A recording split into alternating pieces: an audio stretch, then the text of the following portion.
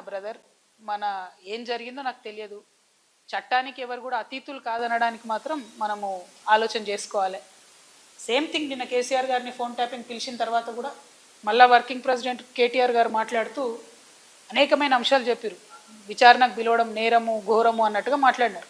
నేనేమంటున్నా, ప్రజా జీవితంలో ఉన్నప్పుడు అనేకమైన అంశాలు ఉంటే వాటి కాన్సిక్వెన్సెస్ ఫేస్ చేయాల్సి వస్తుంది. సో ట్రాన్స్పరెంట్గా విచారణ కొనసాగడానికి అందరం కూడా సహకరించి ఈ అంశాన్ని ఎంత తొందరగా క్లోజ్ చేస్తే అంత మంచిది. Thank you.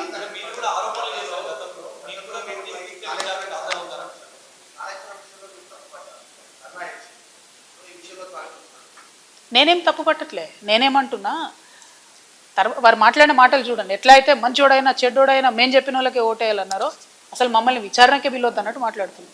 అసలు ఆ సిచ్యువేషన్ ఎందుకు వచ్చింది? ఇన్ని రోజులు పిలవలేదు కదా కేసీఆర్ గారిని విచారణకు. ఇప్పుడు ఆ సిచ్యువేషన్ వచ్చింది కదా. ఆ సిచ్యువేషన్ ఎందుకు వచ్చిందో ఇప్పటికన్నా అంతర్గతంగా వాళ్ళు పరిశీలన చేసుకోవాలి. ఒకటి. రెండు, ఒకవేళ పిలిచిండ్రు అనుకోండి విచారణకు, పోక తప్పదు. ఇప్పుడు రేపు నన్ను పిలిచినా పోతా. నన్ను కూడా అప్పుడు ఈడీసీబీఐ పిలిస్తే పోయితే కదా. నేను చేసినా నేరం చేయలేదా అనేటటువంటిది నేను చేయలేదని నా మనసుకు తెలుసు, కానీ అది ప్రూవ్ అవ్వాలి కదా. ఇప్పుడు కూడా అదే జరుగుతుంది. సో చట్టానికి అందరం కూడా సహకరించాలి. పిలిచినప్పుడు పోతాం. కాకపోతే ఆ యొక్క ఆలోచన విధానం ఏదైతున్నదో అందులో మార్పు రానంత కాలం బీఆర్ఎస్ పార్టీని మాత్రం ఎవడు కూడా బాగు చేయలేదు.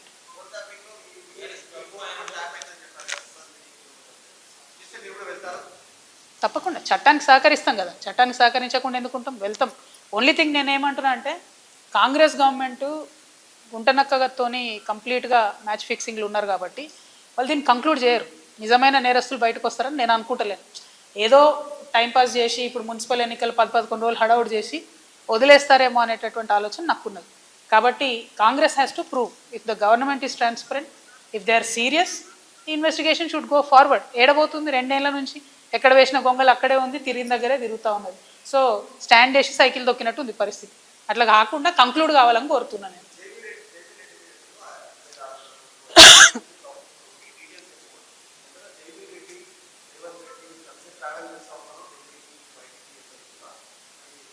అంటే జైవీర్ రెడ్డి గారు రేవంత్ రెడ్డి గారు ఎంత క్లోజ్ అన్నది నాకు తెలియదు, నాకు అనవసరం కూడా.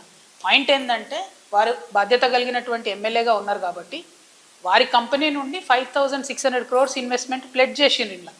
సో వేరే కంపెనీలాగా ఇది కూడా ఉట్టిగా టైంపాస్ ప్లెడ్జా, సీరియస్ ప్లెడ్జా? వారు చెప్పాలి, ప్రభుత్వం చెప్పాలని నేను అడుగుతున్నాను. మిగతా కంపెనీస్ మేము చెప్పినటువంటి ఇప్పుడు చూపించిన